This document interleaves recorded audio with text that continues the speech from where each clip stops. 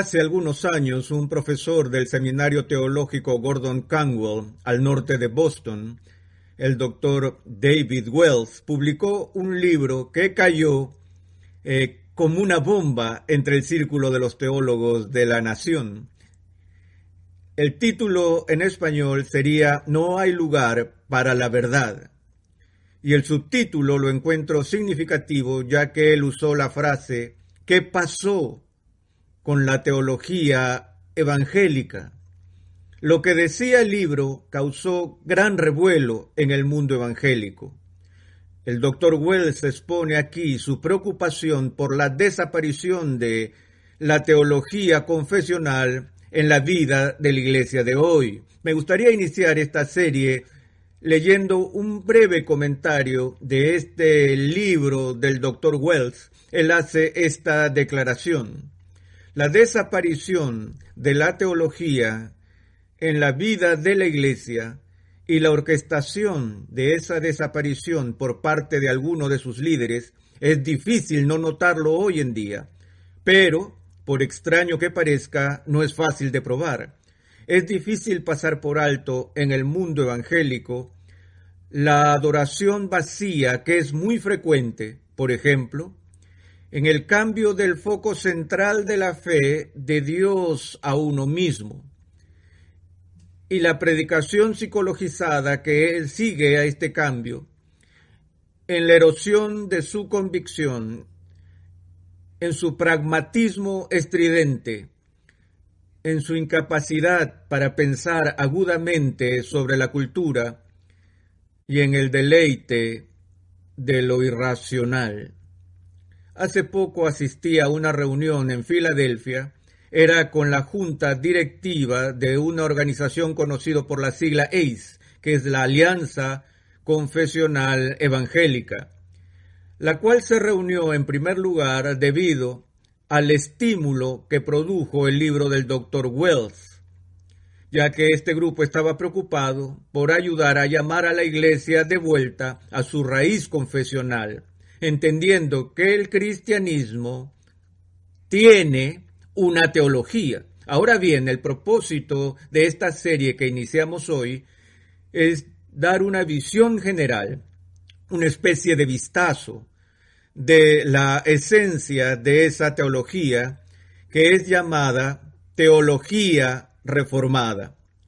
A diferencia de otras ramas del cristianismo histórico, no tendremos tiempo o la oportunidad de ver todos los detalles de la teología reformada, pero quisiera darles una especie de compendio, una introducción a las ideas principales que encontramos en la teología reformada. La primera cosa que quiero mencionar hoy es que la teología reformada es una teología. Ahora, eso suena algo redundante, yo lo sé, pero quiero dejar en claro una distinción. Y es que hay una diferencia entre religión y teología. Una de mis ilustraciones favoritas para esto surge de una experiencia personal que viví años atrás. Fui invitado por la facultad y la administración de una universidad en el oeste medio del país. Era una universidad cristiana y estaba sin presidente en ese momento, y como resultado la escuela estaba pasando por un periodo de autoevaluación. Ellos me pidieron que fuera a hablar a la facultad acerca del tema ¿qué es una universidad cristiana? Cuando llegué al campus, el decano me saludó y me dio una gira rápida por las instalaciones, y cuando pasábamos por el edificio de las oficinas de la facultad, noté que una de las puertas de las oficinas tenía grabado en la parte superior el nombre Departamento de Religión. Yo no dije nada, solo lo guardé en mi mente por un momento, y luego más tarde en la noche, cuando me dirigí a los profesores con el tema ¿qué es una universidad cristiana?, antes de empezar mi mensaje, les hice una pregunta. Les dije, me di cuenta esta tarde que tienen aquí en la universidad un departamento de religión. Y mi pregunta es, ¿este departamento siempre se ha llamado departamento de religión? y hubo un profesor ya mayor en el fondo de la sala que levantó la mano y dijo, no, antes solía ser llamado Departamento de Teología. Lo cambiamos hace unos 30 años por Departamento de Religión. Le dije, bueno, ¿por qué lo cambiaron? Él no lo sabía. Y pregunté al resto de la facultad, pero empezaron a especular acerca del cambio. Dijeron tal vez para facilitar a nuestros estudiantes el transferir sus créditos académicos de nuestra institución a otras universidades, etcétera. Bueno, en ese instante cambié a la siguiente pregunta. ¿Qué es una universidad cristiana o qué es la educación cristiana? Les recordé a mis colegas esa noche que existe una profunda diferencia entre el estudio de la religión y el estudio de la teología. Ahora, para aquellos que están viendo esta presentación, he puesto en mi pizarra un breve esquema donde hago una distinción entre dos enfoques que hay al tratar el tema de la fe. Uno al que llamo centrado en Dios y otro que llamé centrado en el hombre. Y la ilustración que utilizo aquí tiene un círculo con la palabra teología en ella y una línea que viene por debajo de ella a un subcírculo que dice antropología. Y el propósito de mi diagrama es mostrar que en un enfoque de la fe centrado en Dios, la disciplina o el estudio de la humanidad, la ciencia de la antropología, está incluida bajo la ciencia de la teología. Esto refleja de alguna manera la forma en que los cursos universitarios se estructuraban en la Edad Media, cuando se decía que la teología era la reina de las ciencias, con la idea de que todas las otras disciplinas en la educación estaban incluidas en la búsqueda de la verdad última que se encuentra en el estudio de la naturaleza y el carácter de Dios. Y supone que el estudio de la humanidad se buscó siempre a la luz de nuestra comprensión de Dios, ya que el hombre es creado por Dios y somos portadores de la imagen de Dios. Para tener una adecuada comprensión de lo que significa ser humano, primero tenemos que estudiar el prototipo en lugar de mirar a su reflejo de esto.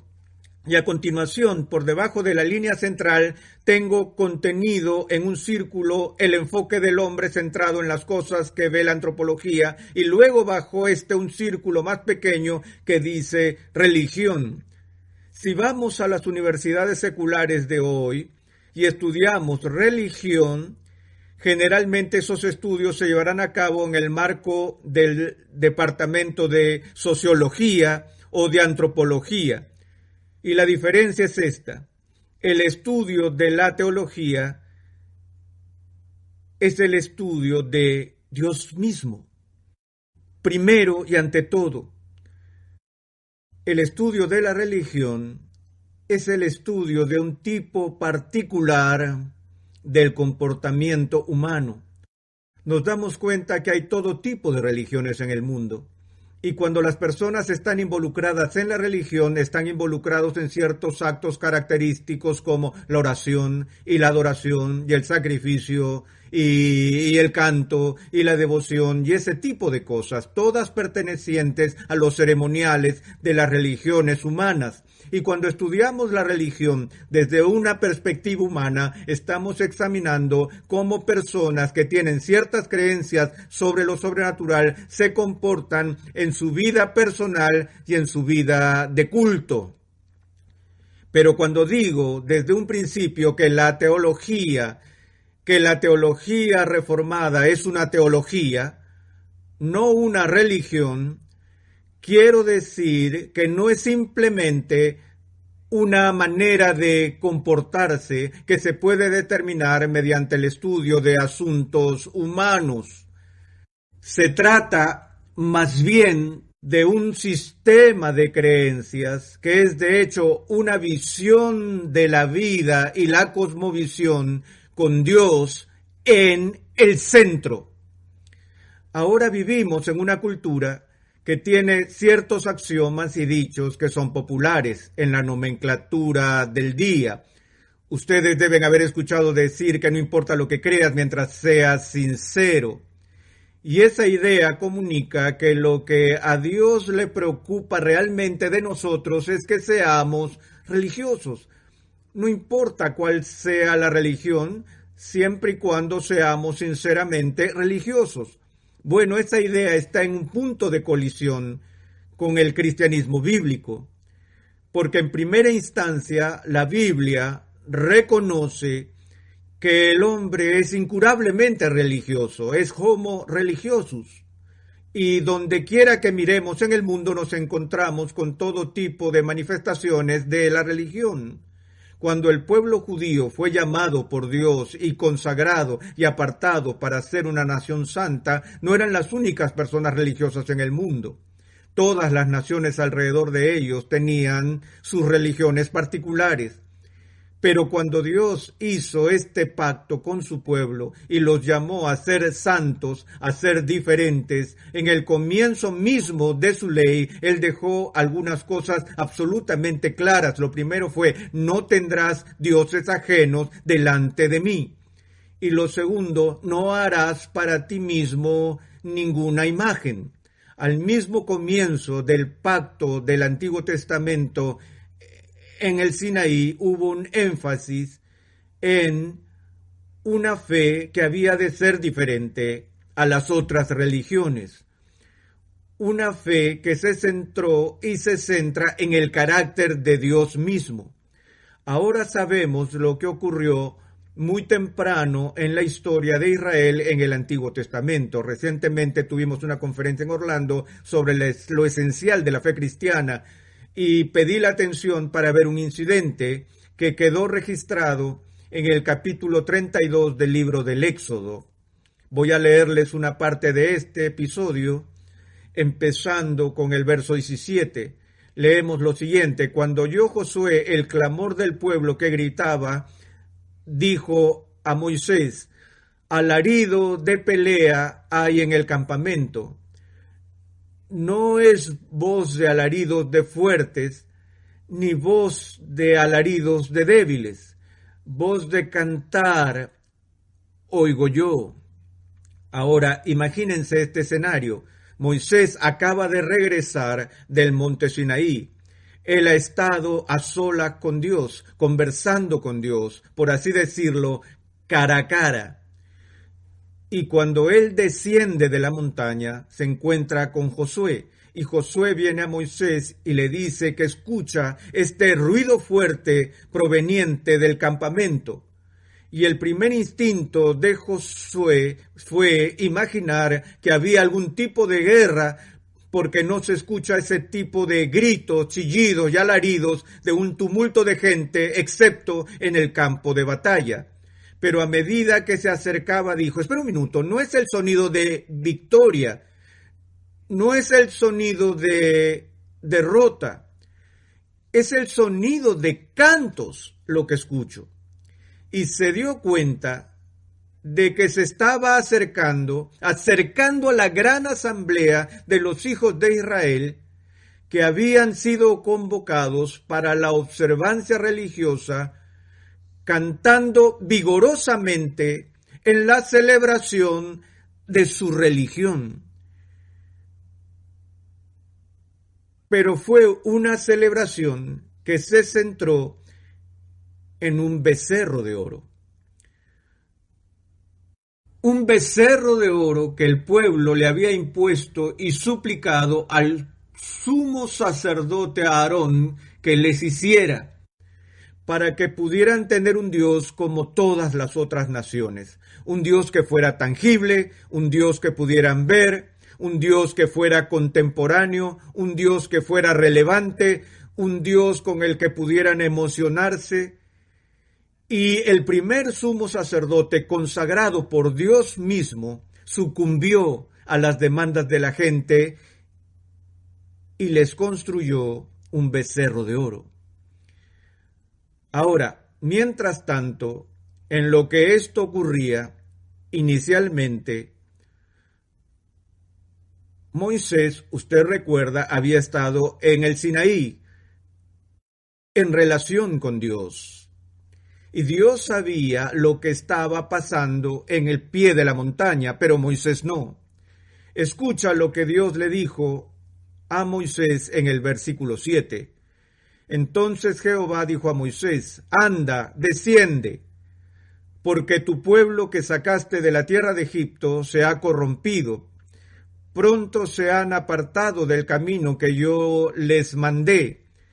Se han hecho un becerro de fundición y lo han adorado, y le han ofrecido sacrificios, y han dicho a Israel: estos son tus dioses que te sacaron de la tierra de Egipto. Dijo más Jehová a Moisés: yo he visto a este pueblo, que por cierto es pueblo de dura cerviz. Ahora pues, déjame que se encienda mi ira en ellos y los consuma. Ahora, las personas se dedicaban a la religión, pero la religión que estaban celebrando era una religión que tenía una teología de este mundo, una teología que distorsionaba y corrompía el propio carácter de Dios, una teología que se alejó de la adoración verdadera y digna de Dios a la adoración de cosas hechas por el ser humano. Y Dios dijo a Moisés: mira esto, ellos están adorando este becerro y están diciendo que este es el Dios que nos sacó de la tierra de Egipto, como si ese becerro hecho por sus propias manos pudiera haberles liberado de cualquier cosa. Ellos oraron al becerro, le ofrecieron adoración y sacrificios al becerro, y el becerro era sordo, el becerro era mudo, no podía ver nada, no podía hacer nada, no era omnipotente, sino impotente. Pero fue un sustituto del Dios vivo. Ahora bien, en el primer capítulo de Romanos, el apóstol Pablo dice que Dios mismo se ha revelado a través de las cosas que fueron hechas manifiestas claramente, de manera que todos en este mundo conocen el eterno poder y divinidad de Dios.